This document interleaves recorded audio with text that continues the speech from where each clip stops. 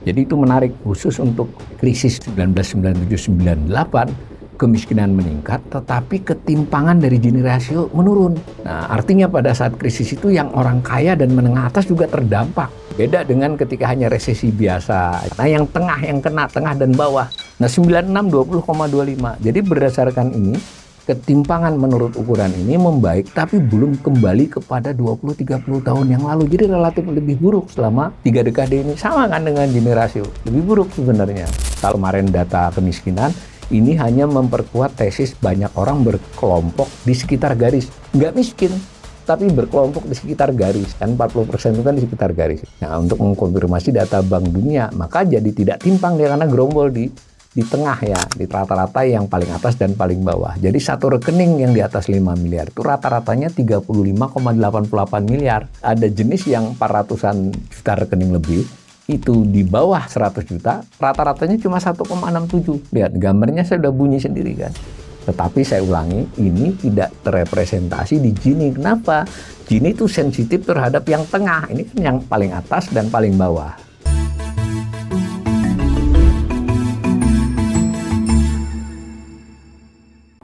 Salam cerdas. Ibu, bapak, saudara-saudara yang saya hormati. Kembali berjumpa dengan saya di kanal Awali Rizki dalam sesi assessment ekonomi. Kali ini saya akan melakukan assessment atau analisis umum terhadap kondisi ketimpangan pengeluaran penduduk Indonesia yang terutama sekali diukur dari rasio Gini atau Gini rasio. Nah, rasio Gini ini dipublikasi oleh Badan Pusat Statistik tiap 6 bulan ya. Jadi yang terkini dirilis pada tanggal 5 Februari lalu, sebulan yang lalu, untuk kondisi bulan September. Biasanya juga untuk bulan Maret yang dirilis bulan Juli ya, kurang lebih begitu. Nah, sama dengan kemiskinan, sumber datanya adalah Survei Sosial Ekonomi Nasional, Susenas ya.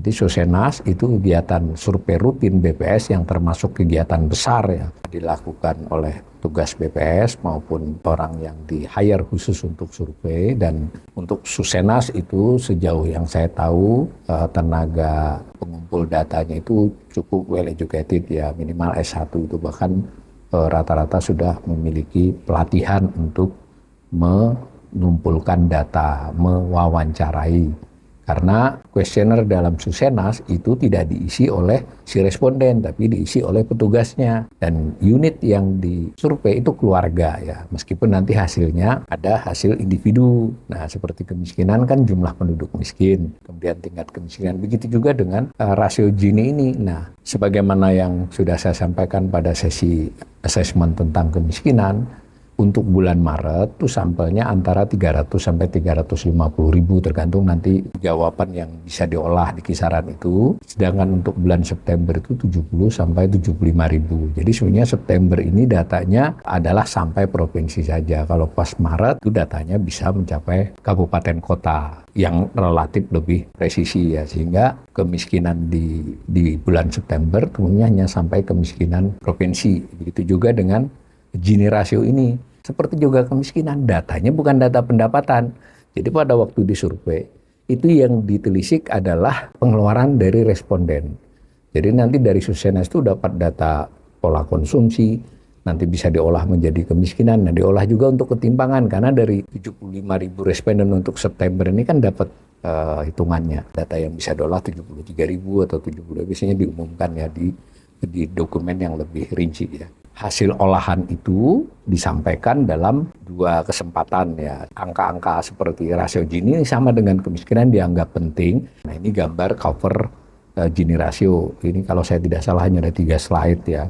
Nah, sedangkan yang sebelahnya lagi newsletternya ya, berita resmi statistik ya, mungkin kurang lebih 10 halaman ya. Lebih sedikit memang dari kemiskinan yang lebih panjang ceritanya. Nah, judulnya yang di paparan itu Gini rasio, tingkat ketimpangan pengeluaran penduduk. Lalu ketika di berita resmi, judulnya tingkat ketimpangan penduduk pengeluaran penduduk Indonesia September 2025. Nah, gitu ya. Jadi dengan demikian kita bisa paham ya, bahwa yang disajikan itu sebenarnya rasio Gini. Nah, yang berdasar data pengeluaran di Susenas, yang dikelompokkan menjadi 100, tidak disajikan ya masing-masing dari 100 itu, tapi diolah menjadi law di mana ada perhitungan kalau misalnya 100 angkanya itu 0, berarti itu tidak ada timpang. Jadi setiap persen itu memperoleh pengeluarannya sama. Jadi umpamanya orang itu sama rata, sama rasa, ya tingkat timpangannya 0. Karena kan kalau 1% porsinya 1%, jadi 1% orang, porsi pengeluarannya 1% dari total ya sama. Tapi kan tidak begitu. Nanti sampai 20, 30, ada angkanya, nanti dicari. Nah, intinya jadi dapat rumus Gini rasio. Sebetulnya ini penting diketahui ya, Gini rasio ini hanya salah satu ukuran. Ada indeks L, ada indeks TIL. Dengan data itu bisa diolah. Ada indeks TIL, indeks L, tapi dianggap Gini rasio ini disepakati oleh banyak kajian itu lebih mencerminkan. Kalau dia mendekati 0, berarti ketimpangannya makin rendah. Kalau dia mendekati 1, ketimpangannya makin tinggi. Batasnya biasanya yang lazim di textbook itu ketimpangan 3 sampai 5 itu ketimpangan yang relatif sedang ya. Sedangkan di atas 5, jadi kita termasuk 0,5 ya, jadi bukan 5 ya, 0,5. Sudah lama kita termasuk yang menengah dan mendekati ke ketimpangan yang bawah. Jadi relatif tidak timpang berdasarkan angka rasio Gini.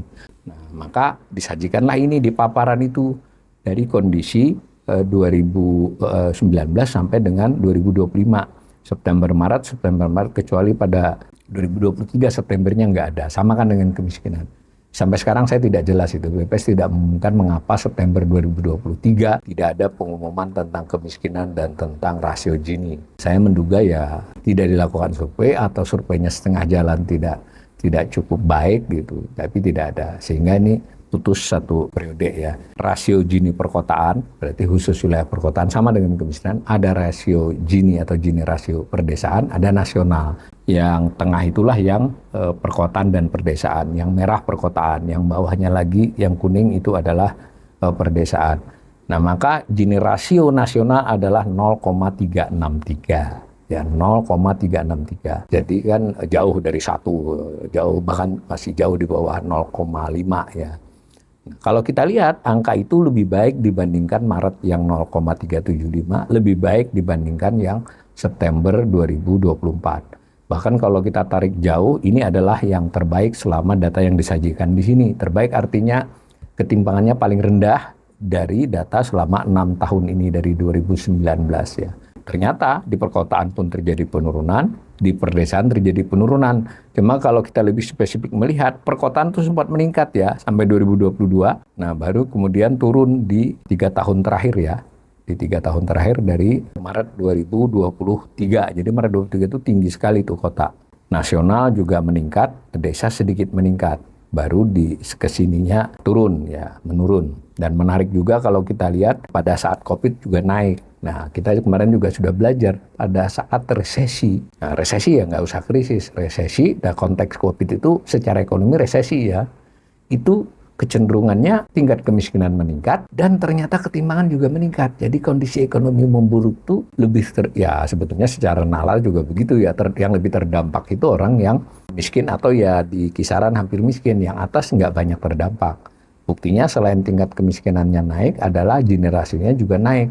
Nah, maka bisa juga dibaca dengan penurunan ini berarti kondisi ketimpangan meningkat. Tapi kita harus hati-hati karena ketimpangan ini kan digambar dari seluruh pengeluaran penduduk di sampel ya. Gini rasio ini sensitif terhadap perubahan yang di tengah. Jadi kalau yang di tinggi itu naik banget atau yang di bawah itu turun banget, porsi pengeluaran ya, banyaknya pengeluaran lalu dibandingkan dengan total, itu tidak sensitif dia sensitif terhadap perubahan di tengah, di perubahan di tengah di 40% tengah. Nah, maka bisalah dikatakan untuk data agregatnya dia membaik ya. Nanti akan saya perlihatkan bahwa harus didiskon sedikit perbaikan itu.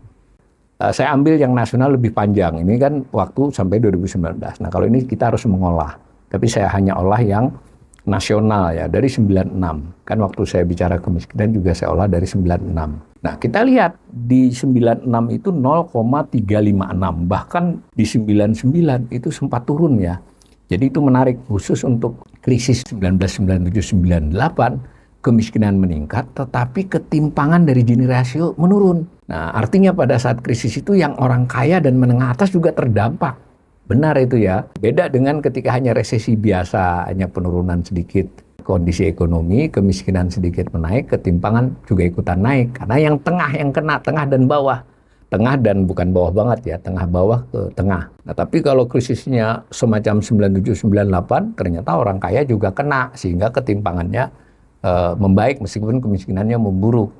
Itu satu dari grafik ini. Yang kedua, kalau kita lihat trennya, tetap saja era reformasi mulai dari 2002 ke sini, sebetulnya ya penurunan itu sangat landai. Dan penurunan 7-8 tahun terakhir ini belum kembali kepada tingkat sebelum reformasi ya, sebelum 98. Tetap lebih tinggi sebenarnya. Bisa dong, ini men-challenge untuk riset lebih jauh. Apakah ekonomi Indonesia ketika setelah reformasi, ya reformasi ini hanya untuk penyebutan saja ya, justru meningkatkan ketimpangan, meskipun membaik di belakangan ini berdasarkan rasio Gini. Jadi kita tidak buruk 0,363 itu, tapi juga tidak terlampau baik. Nah, dia sensitif terhadap yang tengah bawah ya, sama tengah dan tengah atas. Yang atas dan bawah banget tidak sensitif Gini rasio itu. Nah, berarti kan salah satu yang diandalkan adalah sama seperti di kemiskinan. Kalau ada bansos perlindungan sosial yang kuat, dia ngangkat ya.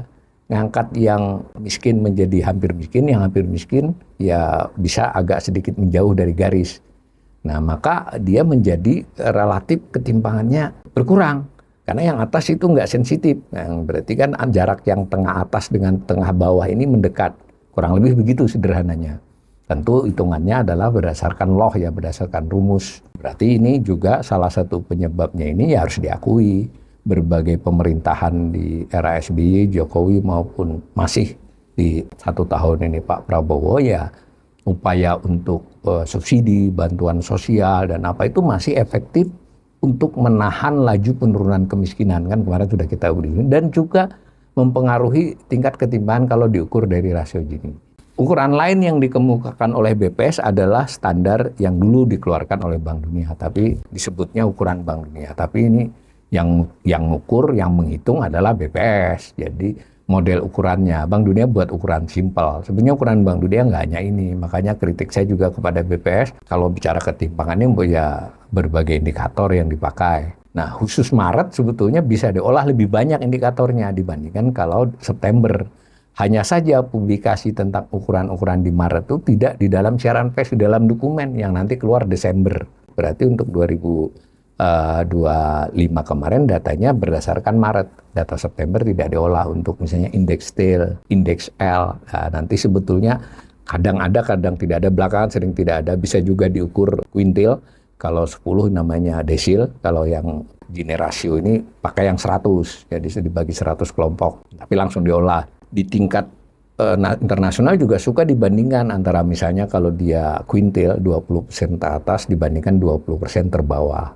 Bisa juga 10% teratas dibandingkan dengan 10% terbawah. Banyak yang bisa diolah. Nah, tapi kita ambil yang publikasi BPS ini. Nah, kalau berdasarkan data ini memang terjadi perbaikan juga. Perbaikan itu antara lain 40% dari 100% penduduk ya. Dan dalam hal ini saya ulangi sekali lagi pakai data sampel dari survei. Ya kita harus percaya metodenya BPS cukup baik ya dan merujuk kepada metode-metode yang praktek terbaik di internasional. Nah itu berapa? Jadi 40% penduduk ini menurut data terkininya secara nasional itu memiliki porsi pengeluaran 19,28%. Bisa diimajinasikan ya lah, 40% orang itu melakukan pengeluaran konsumsi ya sebut ya, 19,28. Kalau sempurna 40% mengeluarkan 40 ya.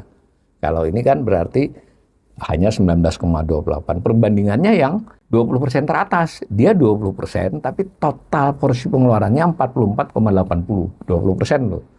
Nah, biasanya disoroti yang 40% terbawah ini meningkat nggak? Kalau meningkat berarti membaik ketimpangannya berdasarkan ukuran ini. Artinya kue yang dia makan lebih banyak, gampangannya gitu. Nah, kalau dilihat perbandingan September 24, Maret 25, dan September 25, itu membaik ya. Nah, begitu juga desa dan kota.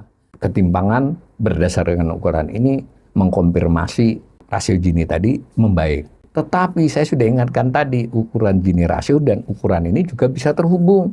Sebetulnya yang memperbaiki ketimpangan itu antara lain kelas menengah yang turun. Jadi ada aspiring middle class. Jadi karena dia merapat gitu ya, mendekat. Nah, yang miskin terbantu oleh program perlindungan sosial, bansos, subsidi, dan lain sebagainya, maka dia relatif mendekat kapasitas pengeluarannya. Maka Gini menaik dan juga ini menaik. Nah kalau dilihat begini, si 20% teratas itu turun kan dari 46 menjadi 44, signifikan turunnya.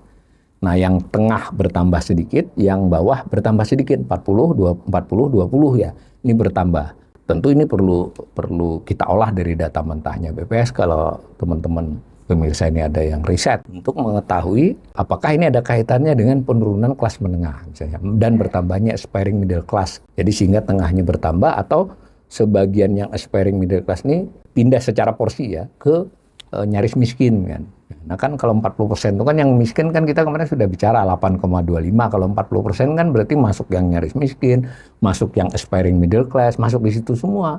Dan kita juga sudah bicara kemarin kalau ukuran pakai Bank Dunia itu kita 19,8%. Dan kalau pakai yang gede 68% kemiskinan kita.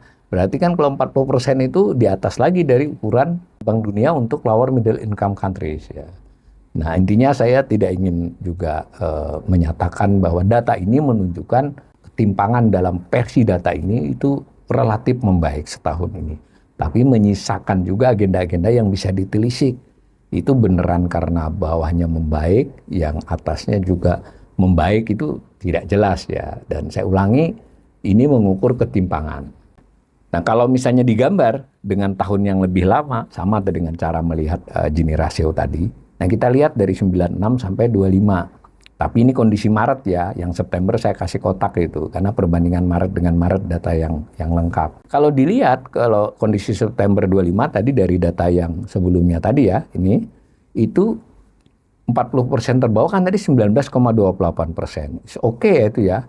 Lebih baik misalnya dibandingkan dengan 2014 yang 17,12%. Tapi kan lebih buruk dari 2005. 2005 itu porsi 40% terbawah itu 21,84. Nah 96 20,25. Jadi berdasarkan ini, ketimpangan menurut ukuran ini membaik tapi belum kembali kepada 20-30 tahun yang lalu. Jadi relatif lebih buruk selama 3 dekade ini. Sama kan dengan Gini ratio. Lebih buruk sebenarnya. Kalau misalnya dipisah lagi yang tengah yang hijau itu. Nah yang tengah juga memburuk tuh 40% menengah. Kalau jangka panjang ya.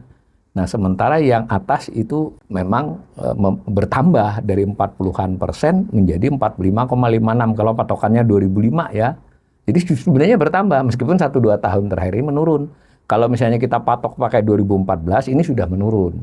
Nah tinggal kita lihat dengan aspek ini. Tadi saya ulangi hanya 1 dari 2 tadi sudah kita sajikan yang pakai BPS ukuran ketimpangan. Maka boleh dong saya mengatakan bahwa sebetulnya perbaikan ketimpangan ini menyisakan agenda ini belum betul-betul membaik signifikan ya. Terus yang kedua, dia bisa menyamarkan beberapa hal. Misal yang bawah tertopang oleh program, yang tengah itu turun gitu sehingga merapat dia. Nah yang atas karena tidak sensitif dia kan ya tetap bertahan. Yang ini lihat, ini porsi adalah pengeluaran. Jadi meskipun 20% teratas pengeluarannya adalah 45 kalau data Maret, kalau kalau September 44,80, sebut aja 45 ya. Itu ya pengeluaran bukan pendapatan loh ya. Sudah menjadi rahasia umum di dalam studi, mereka yang miskin itu cenderung menyampaikan pengeluaran ketika jadi responden lebih tinggi dari pendapatannya. Mengapa? Bukan karena mau berbohong ya. Karena sebagian biaya pengeluarannya itu bisa dari filantropis, bisa dari saudaranya, kan gitu. Kecenderungannya lebih besar dari pendapatannya, pengeluaran untuk kelompok bawah.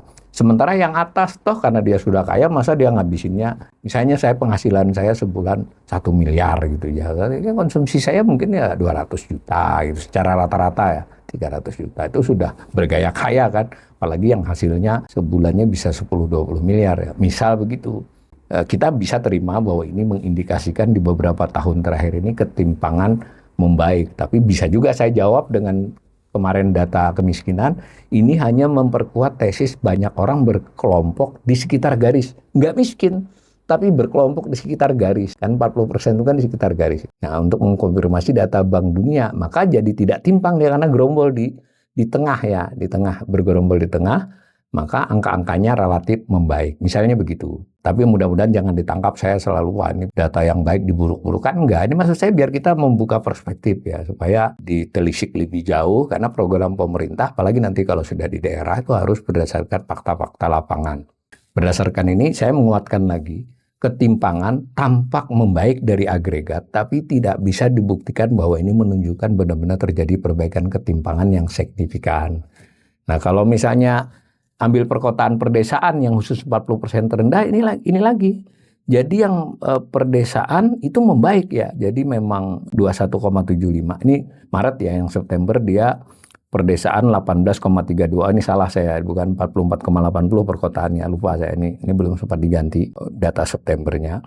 Polanya sama, jadi kota dan desa itu sepintas sama, tetapi memang di perkotaan terindikasi memperkuat Gini tadi, bahwa relatif ketimpangan di perkotaan lebih lebar dibandingkan desa. Nah, maka ada juga informasi yang diberikan berdasarkan provinsi untuk September ini. Kalau data Maret bisa sampai kabupaten kota. Nah, di situ dijelaskan malah Gini rasio yang terendah itu Bangka Belitung. Ini penting buat kita ya.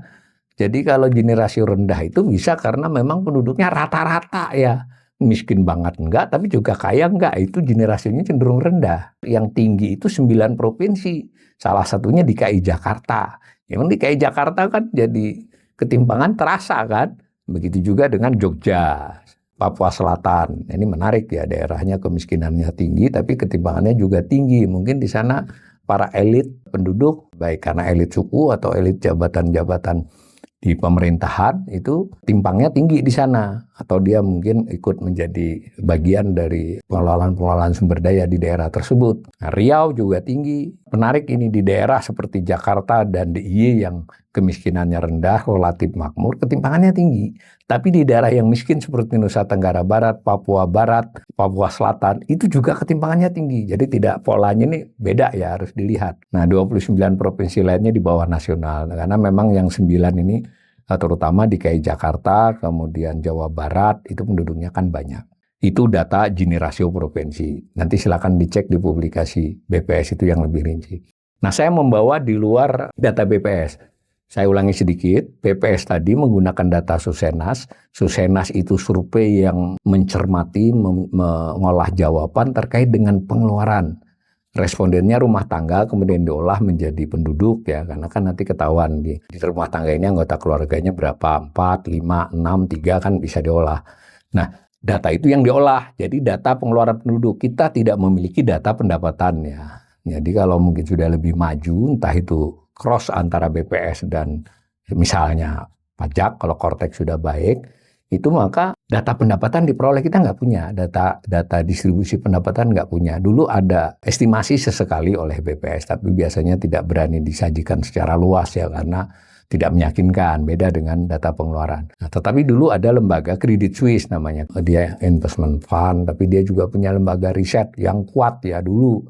Ketika sekarang dia diambil alih, kelihatannya memang untuk risetnya itu biayanya besar, sehingga nggak ada lagi data terkininya, hanya 2022. Kalau saya tidak salah diambil alih oleh UBS ya. Mereka membuat metode mencari tahu pendapatan banyak negara ya, sekitar 120 negara, termasuk Indonesia. Caranya dia adalah antara lain data pengeluaran dipakai, tapi dia juga mungkin punya akses kepada data simpanan di bank, lalu dia juga punya wawancara, dia melakukan wawancara mendalam, diolah. Nah, sehingga di sana kita bisa misalnya terakhir 2022 itu Gini rasio Indonesia itu kalau saya tidak salah sekitar 0,5 berapa ya. Tadi kan padahal kalau pakai data pengeluaran cuma 0,363 tadi kan, kalau pakai data pendapatan versi 363 kalau tahun 2022 tadi kan 0,375 kalau tidak salah. Tapi kalau versi pendapatan di atas 0,5 ya, sekitar 0,52 atau 0,53. Ini contoh saja. Tapi tentu kita tidak harus percaya dengan Credit Suisse ya, itu data kan. Nah, tapi bahwa kalau memakai data pendapatan, pastilah Gini rasionya. Gini rasio itu rumus ya. Jadi yang tadi dibuat 1% pengeluarannya berapa, bisa diganti 1% pendapatannya berapa, 1% penduduk dan seterusnya. Maka dibuat gambarnya, kurvanya, dicari lognya, itu bisa. Tetapi karena kita tidak punya set data pendapatan, kan nggak, Gini rasionya dari set pengeluaran. Nah, kalau pakai pendapatan, misal tadi yang dilakukan oleh Credit Suisse, ya lebih buruk. argumennya secara teoritis. Kalau ini kan dia berdasarkan data dan perkiraannya Credit Suisse dulu itu. Tapi kalau berdasarkan studi-studi ya, kajian-kajian yang kebanyakan itu sudah menjadi temuan bahwa kelompok yang bawah itu cenderung pengeluarannya lebih besar dari pendapatannya karena dia ada sumber untuk pengeluaran yang di luar pendapatannya sendiri. Sementara yang di atas itu cenderung pengeluarannya dinyatakan lebih rendah daripada yang sebenarnya dan jelas lebih rendah dari pendapatan karena tidak membelanjakan seluruh pendapatannya kan. Banyak savingnya. Itu berarti kita hanya data ketimpangan berdasarkan pengeluaran. Berdasarkan pendapatan pun kita belum punya, kecuali dulu mengutip Credit Suisse. Nah, sebetulnya ada lagi ketimpangan aset. Ya, bisa ya. Kalau pengeluaran dan pendapatan itu flow, arus selama setahun, selama sebulan, selama 6 bulan, pengeluaran atau pendapatan. Sedangkan aset adalah harta yang dimiliki. Nah, itu juga bisa, tapi Indonesia juga nggak punya datanya kalau aset keseluruhan rumah tangga. Nah, yang ada adalah aset finansial. Nah, di antara aset finansial yang datanya relatif diumumkan rutin artinya bisa diolah gitu loh ya, itu adalah data simpanan di bank. Kalau mau diolah dengan data di pasar modal sulit masih. Nah, simpanan di bank itu oleh LPS dibagi 7 kelompok rekening. Jadi mau itu tabungan, mau giro, mau deposito, yang nominal per rekeningnya bukan per orangnya ya, itu di bawah sampai dengan 100 juta. Lalu 100 sampai lebih dari 100 sampai 200. Jadi 7 kelompok. Jadi totalnya berapa, lalu masing-masingnya berapa. Ini saya sajikan nominalnya. Jadi per September 2025 supaya tadi match dengan data Gini rasio dan tadi distribusi 40%-an tadi, kalau dilihat begini, yang nominal terbanyak itu yang di atas 5 miliar. Nominalnya loh, bukan rekeningnya. Kalau digabungkan yang sampai dengan kurang dari 5 miliar, itu kalah dengan yang 5 miliar. Perbandingannya kurang lebih 52 atau 53 dengan 48-47. Artinya kan kalau dilihat begini, memang timpang kan. Tapi hati-hati, kok yang 100 sampai 100 juta banyak. Jangan lupa, ini nanti jumlah rekeningnya beda-beda. Sebagai contoh, paling bawah itu jumlah rekeningnya lebih dari 400 juta ya. Yang di atas ini cuma 155 ribuan. Maka berdasarkan ini sebetulnya dilihat dari kekayaan, itu timpang. Sebenarnya ini juga bisa dibuat Gini rasio ya. Oh maaf tadi Credit Suisse tadi bukan dari pendapatan, dari aset, saya salah tadi. Jadi dari aset Credit Suisse buat Gini rasio setiap negara ya kita masih sekitar 0,5 tadi. Ya, kalau pakai tahun 2022 tapi. Dari 7 ini misalnya kita buat lagi pemilahan yang khusus di atas 1 miliar, 3 teratas ini sendiri, lalu yang 100 sendirian. Kemudian yang tengah adalah yang 3, yang di atas 100 sampai 200, 200 sampai 500, 500 sampai 1 miliar. Gambarnya begini. Nah, yang hitam tadi yang di atas 1 miliar ya. Jadi kalau ini tadi kan 7 kelompok, ini saya buat itu jadi 3 dikelompokin. Untuk memiliki imajinasi dikaitkan dengan porsi yang 40, 40, 20 tadi. Kelihatan kan ketimpangannya. Yang hitam melesat, totalnya lo ya. Nah, lalu kalau rata-ratanya ini, rata-rata yang paling atas dan paling bawah. Jadi satu rekening yang di atas 5 miliar itu rata-ratanya 35,88 miliar. Jadi penyebutan kelasnya adalah di atas 5 miliar, faktanya dia sampai 35,88. Nah tadi ada jenis yang 400-an juta rekening lebih, itu di bawah 100 juta, rata-ratanya cuma 1,67. Lihat gambarnya saya udah bunyi sendiri kan. Tetapi saya ulangi, ini tidak terrepresentasi di Gini. Kenapa? Gini itu sensitif terhadap yang tengah. Ini kan yang paling atas dan paling bawah. Nah, begitu ya. Untuk mendiskon bahwa saya tidak menolak berdasarkan Gini rasio, berdasarkan ukuran Bank Dunia, ukurannya ya yang hitung tetap BPS, itu ketimpangan relatif membaik 1 tahun ini dan bahkan beberapa tahun terakhir. Tapi dibandingkan waktu yang panjang sebetulnya belum membaik, bahkan memburuk dibandingkan 2002, 2005, apalagi sebelum reformasi. Informasi saya tentang data dari LPS yang saya olah ini mengkonfirmasi bahwa perbaikan ketimpangan itu tidak cukup terbukti ya. Memburuk sih tidak, memburuk dalam arti banget udah. Bahkan saya bisa lagi mengemukakan tesis yang sederhana. Tesis sederhana adalah pertumbuhan ekonomi itu kan terdiri dari 2 faktor kalau disederhanakan. 1 faktor modal, 1 faktor tenaga kerja. Berarti orang yang bekerja kan bekerja, berusaha, bekerja itu terutama bekerja memperoleh upah kan, hasil kan tingkat kenaikan upah dapat itu. Tingkat kenaikan upah rata-rata itu adalah 2,5-3%, bahkan tahun kemarin nggak sampai 3. Tetapi kita bisa melihat, karena orang punya duit tadi di bank, duit ini kan di bank, berarti juga cerminan dia bisa punya duit di instrumen lain, dia bisa di SBN, retail, dia bisa di pasar saham. Itu yield rata-ratanya 7 misalnya, bukan yang sekarang ya, secara rata-rata. 7 dengan 3 ditambahkan bagi 2, 5 kan, bener kan 5. Tapi timpang kan. Nah kalau ini terus berlanjut, di mana yield suatu negara, yield rata-rata keuangannya, mau itu deposito, mau itu saham, mau apa, di atas pertumbuhan ekonomi, ketimbangan meningkat. Karena kan yang lainnya adalah pakai tenaga. Bisa juga jadi kajian riset. Tapi ini kan bisa dibuat kajian riset yang untuk 50 tahun, 100 tahun. Nah, Piketty kurang lebih itu, tapi dia tentu dengan beberapa cara mengolah datanya ya. Nah, saya simpulkan saja lalu dengan uraian ini. Secara umum, Gini rasio menurun selama 6 bulan dan setahun terakhir. Baik pada level nasional, wilayah perkotaan maupun perdesaan, itu harus kita akui. Searah pula dengan itu, distribusi pengeluaran 40% terbawah dan 40% menengah membesar. Yang berkurang yang 20% terarah. Porsi ya. Namun ukuran ketimpangan ini tidak sepenuhnya membuktikan terjadi perbaikan ketimpangan secara mendasar. Bisa dilihat sebagai makin banyak yang bergerombol di sekitar garis, sehingga indikator tadi membaik. Nah, perlu diingat data yang dipakai kan pengeluaran penduduk. Nah, tadi saya contohkan kalau dari sisi aset, dan dalam contoh tadi adalah aset keuangan simpanan di bank, sebenarnya ketimpangan memburuk.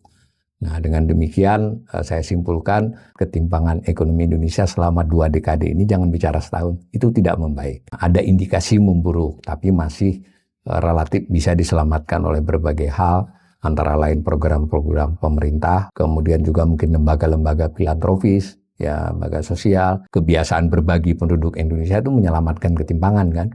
Di sisi lain, yang atas tidak tercover dari indikator tadi. Mungkin yang kaya sekali makin kaya, tapi dia tidak menjadi bagian ukuran ini, tidak terlalu sensitif terhadap itu.